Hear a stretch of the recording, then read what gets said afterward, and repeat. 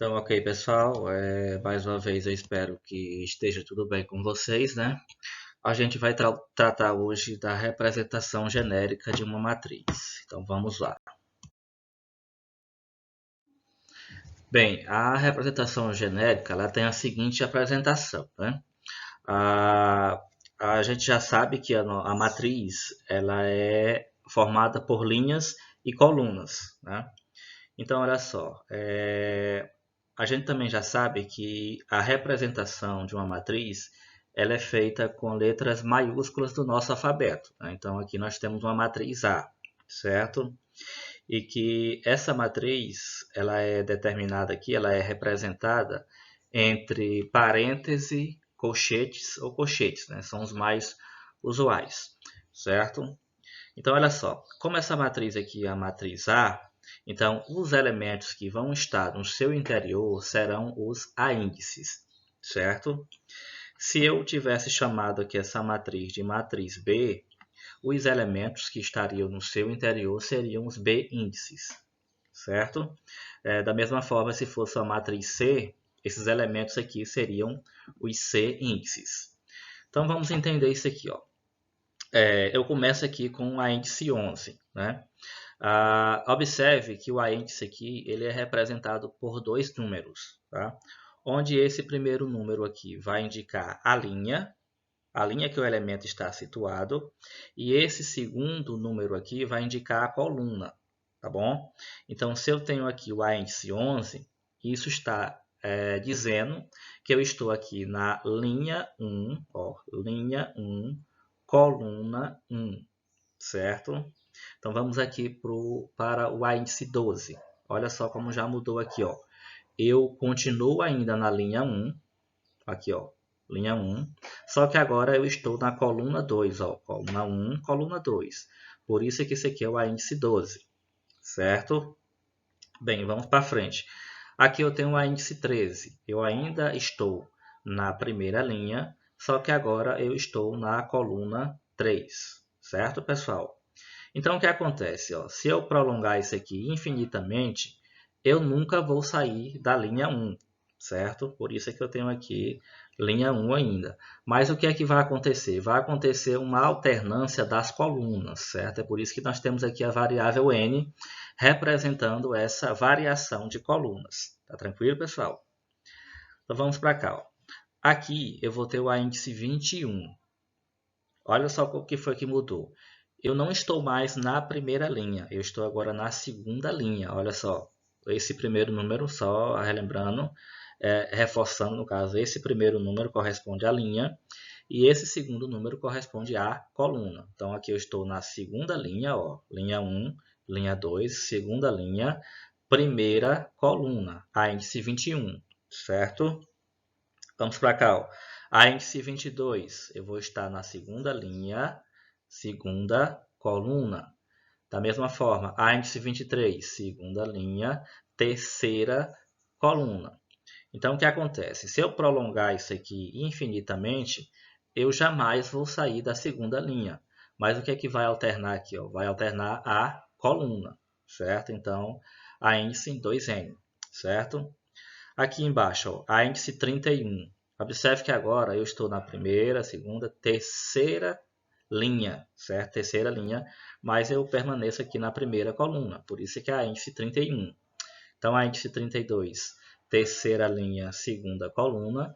A índice 33, terceira linha, terceira coluna. Então, se eu prolongar isso aqui infinitamente, eu jamais vou sair da terceira linha. Mas o que é que vai ocorrer aqui? Vai ocorrer uma alternância das colunas. Então, por isso aqui é o índice 3n, certo? Então, vamos lá. Então, o que acontece aqui? Ó? Se eu também prolongar essa coluna aqui infinitamente, eu jamais vou sair da coluna 1. Ó, por isso que o meu 1zinho está aqui. Mas o que é que vai acontecer? Eu vou estar alternando as linhas. Então, por isso que eu botei aqui a variável m, certo? Da mesma forma, se eu prolongar aqui essa coluna infinitamente, eu vou sempre estar na minha coluna 2. Mas eu vou estar alternando o quê? As linhas, certo? Então, se eu prolongar também infinitamente essa coluna 3, eu vou permanecer sempre na coluna 3, mas vai ocorrer uma alternância nas linhas, certo? Então, genericamente, se eu prolongar também essa linha aqui, né, eu vou ter M linhas, N colunas. Tranquilo, pessoal? Então vamos lá. Só relembrando, né, na última aula eu já antecipei isso aqui. Nós temos aqui uma matriz A de ordem 3, né, está representada genericamente. Então, esses elementos que ficam nessa diagonal aqui, pessoal, ó, da esquerda para a direita, de cima para baixo, são os elementos da diagonal principal, certo? E esses elementos aqui, ó, que estão nessa diagonal aqui, ó, agora a orientação da direita para a esquerda, de cima para baixo, eles são os elementos da nossa diagonal secundária da matriz. Tudo bem? Então vamos lá. Como é que a gente localiza? Ó, aqui nessa outra imagem da lateral, eu tenho uma matriz, né, de ordem 3x3, ou eu posso dizer simplesmente de ordem 3, porque ela tem 3 linhas e 3 colunas, ela é uma matriz quadrada, né? Então, como é que eu visualizo isso aqui? Ó? Por exemplo, se eu quiser localizar aqui quem é o índice 22, ó, o índice 22 é esse elemento central aqui, ó, segunda linha, segunda coluna. Então, se essa matriz aqui for a representação genérica dessa, então quem é o meu índice 22? É o elemento 3, certo? Porque ele está na terceira linha, aliás, na segunda linha, segunda coluna. Tudo bem? Então, se eu pedir para localizar o índice 23 na matriz ao lado, então eu vou estar localizado o elemento que vai estar na segunda linha, terceira coluna. Então, qual vai ser esse elemento? O elemento 5. Tudo bem, pessoal? E, por exemplo, o índice 33, né? Esse último índice aqui, pessoal, ele também determina o tamanho da matriz, ó, matriz 3x3, né? Então, o índice 33 vai ser o elemento que vai estar na terceira linha, terceira coluna. Então, qual vai ser esse elemento? O elemento 21. Tranquilo, pessoal? Vamos lá. Então, a partir da nossa matriz genérica, a gente pode determinar uma matriz, né? Então, vamos ver aqui uma resolução. Então, a matriz é de ordem, do tipo 2x2, ou seja, ela vai ter duas linhas, né? Duas linhas e duas colunas, né? Então, nós temos aqui a representação genérica dela. A índice 11, a índice 12, a índice 21 e a índice 22, né? Então, resta descobrir quem são esses termos, né?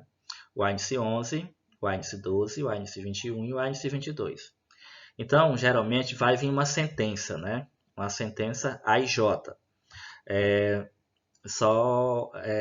Relembrando aqui, reforçando, pessoal, o I é o elemento que corresponde à linha e o J corresponde à coluna.